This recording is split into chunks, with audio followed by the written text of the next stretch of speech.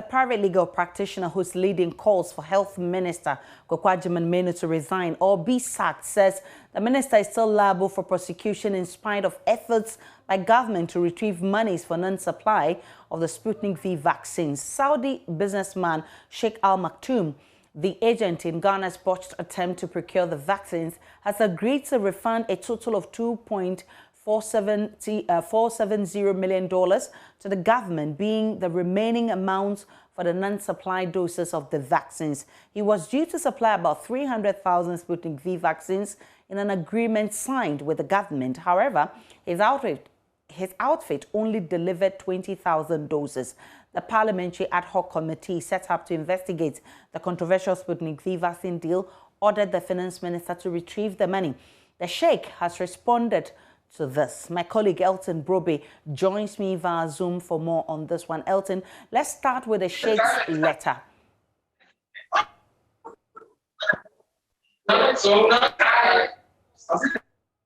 So, Aisha, what we have is a communication from the Sheikh to the Health Ministry in which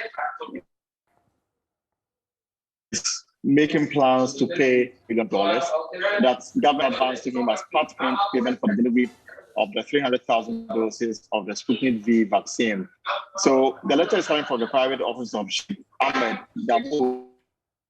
Maktoum, and it's addressed to the Honorable Health Minister. The subject matter is refund to the government of Ghana, the balance of payments for Sputnik V vaccine. The letter reads, we have not elected the reference the data request to refund the remaining amount of the non-supplied dose from the 50 advance transferred to our accounts. Now, if you look at the breakdown as provided by the Sheikh, the total doses that the Sheikh was expected to deliver to the Republic of Ghana amounted to 5.7 million United States dollars. Now, out of this amount, the government, according to correspondence that we have, advanced to the Sheikh $2.850 billion, which is part of the 50% of the doses were expected in the country. Now, the Sheikh says that 50% advance received in their accounts is $2.850 million United States dollars. But there's a minus of 380,000 US dollars, and this covers the 20,000 doses supplied to the Republic of Ghana. And I'm sure you're aware about the farm greeted this when the vaccines arrive at the critical international airport. So in all, the Sheikh office is saying that they are only able to refund to Ghana an amount of $2.470 million US dollars because they've taken out the 380,000 US dollars that covers the 20,000 doses supplied to the Republic of Ghana. And they are requesting acknowledgements and a confirmation of what they have come to conclude, that it represents the amount of money that is outstanding and that the Sheikh office is required to refund to Ghana. And they're also asking the government to cross-check the figures, and if they are satisfied with it, they should share with the Sheikh's office bank details where this money can be lodged into Ghana's account. So this letter, Aisha, is coming from the Sheikh's office. And then we've had a response from the Health Ministry, right? What does they say? Well, so the Health Ministry confirms the letter and also says that they are making steps to retrieve it. Now, this letter is signed by Kwakwajiman Menu, the Member of Parliament for Doma Central, also the Health Minister, and it says that I wish to formally accept your termination of our agreement dated 9th March 2021 for the supply of the Sputnik V vaccine as per a letter number, and they provided the reference to this particular letter. And the letter says that I also wish to formally request for the refund of the remaining amount for the non-supplied doses, which should be the total amount paid to our office, minus the amount due for the 20,000 doses you already supplied, in line with your earlier email dated 25th of July, in which it was affirmed that on the 13th of April 2021, funds were transferred into your accounts as 50% advance for the initial batch of 300,000 doses. And the letter says that it will be very much appreciated if the amount is transferred back into the sending bank account as per the earlier SWIFT advice dated 9th April 2021. And this is signed by the Health Minister. They provided contacts of the legal service should the Sheikh have issues transferring the money. So between the Sheikh's office and the Minister for Health, there's an understanding that the amount outstanding is 2.47 million US dollars instead of the 2.8 that the Parliamentary Ad Hoc Committee recommended to the Finance Ministry. It takes steps to retrieve outstanding as we have predicted is 2.47 million US dollars. And what is left is for the Ministry of Health. We are yet to see the communication, is to confirm that indeed 2.47 is outstanding, and then they will have to provide the needed bank details for the secretary to pay the money into the account.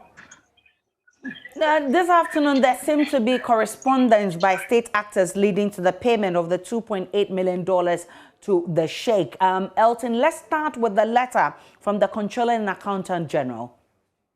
So, Asha, what is unclear for now is who initiated the move for the money to be transferred into the Sheikh's account, because the correspondence as we have it did not reference where the instructions came from.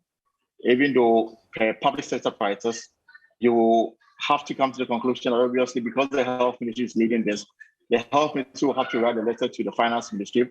The Finance Ministry will have to then write to the Controller, and then the Controller will write to Bank of Ghana for Bank of Ghana to make payment. But the correspondence, as we have it now, only captures the communication between the Controller and Finance Ministry to Bank of Ghana. So the Controller's letter to Bank of Ghana is dated 31st of March 2021, and it's addressed to the Director, Banking Department, Bank of Ghana. And the headline is request for the establishment of letters of credit for the supply of 300,000 doses of COVID-19 vaccines. And it reads, Finance Ministry letter, they provided the letter number and the reference.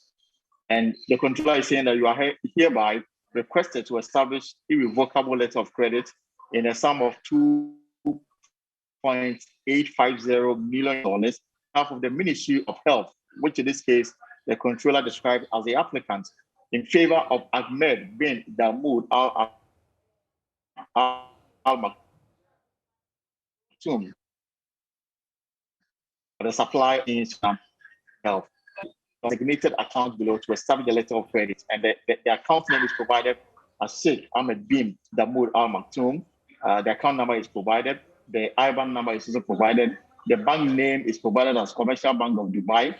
The SWIFT code is also provided. The branch is Dera. Dera is the local currency for Dubai, and then the country is the United Arab Emirates, and the account type is the current United States account, USD. Now, if you go down, it says that the cost incurred on the letter of credit when matured and other related should be debited to the Ministry of Finance sub-account, and the sub-account number is provided.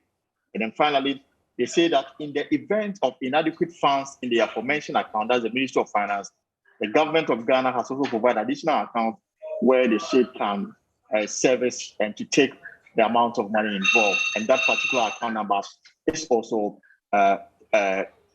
it is also indicated here, Aisha. There's another from the Bank of Ghana, right? Yes, so the Bank of Ghana also, in a letter dated 6th of April 2021, in response to the communication that came from the Controller, so that the correspondence is addressed to the Controller and Accountant General, and it says, request for the establishment of letter of credit for the supply of 300,000 doses of COVID-19 vaccines. And the letter makes reference to the Controller's earlier communication dated the 31st of March 2021. And the Bank of Ghana says that we hereby advise that we have established the letter of credit at